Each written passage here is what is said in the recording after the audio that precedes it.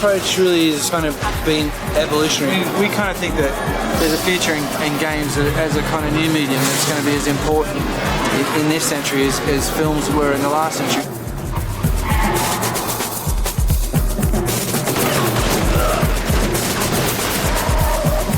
When we started out, we made a lot of decisions to try and do what we thought would be the future of games. One of the things we tried to not do is what we call screen litter, and that's just lots of things on the screen that take you out of the game. So we figured if you watch a movie and someone gets hurt, then you know they get hurt because you see them get shot. When someone's hurt, when they've been shot in the arm, then they hold their wound.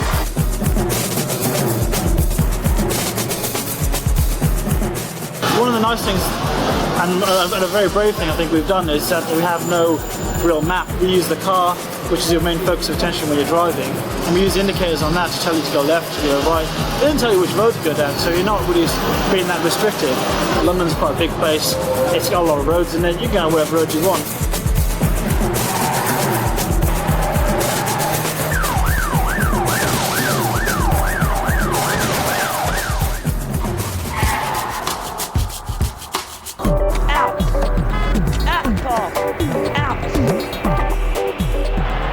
You can pretty much get into every single car in the game.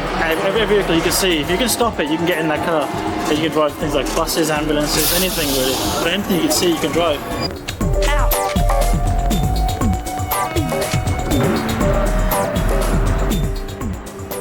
And we've got true oversteer and true understeer in this game. Most cars will oversteer like the movies, like big American movies where the rear end goes out and they're hanging out around the corner, but cars when they understeer they actually steer less when you lift off the throttle. So we have that with a lot of European cars in front wheel drive. We have a very accurate damage model for the game. Basically, no two crashes are the same because we calculate the damage in real time. It allows us to have about 25 different properties for the cars. But one of the nice things is that these things deteriorate through the game. So if you are driving like a maniac and you'll crash into a lot of things, your handling will deteriorate. The engine goes up in smoke, all the windows in the car smash as well. Just to, we just try to be as realistic as possible in that department.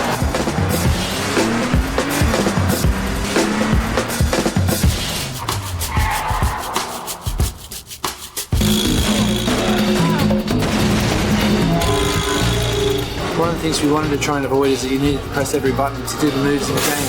And that's because we want to get to a movie audience as well. We want people who watch movies but might not play the game to just pick it up and give it a go. So we have two control systems, one for driving, and then we have the game controls, which you can steer the character around using one analog stick.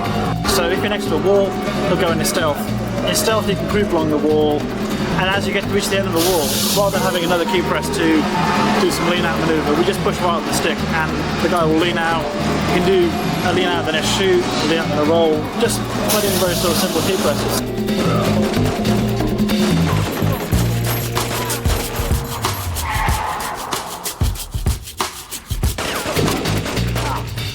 I think very early on we made a conscious decision to keep the weaponry as real as possible, as real as it is in London.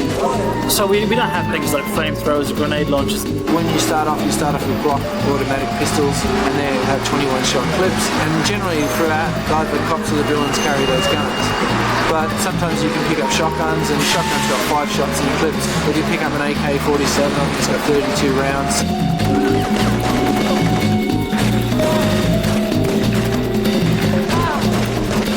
If the player wants to pick up a shotgun, say, when he's already carrying 2 pistols, he has to holster his pistols before picking up some of the bigger weapons. And you don't have to go to a menu and then select, what sort of gun. If there's a big gun there on the ground and you run past it, he'll bend down and pick it up.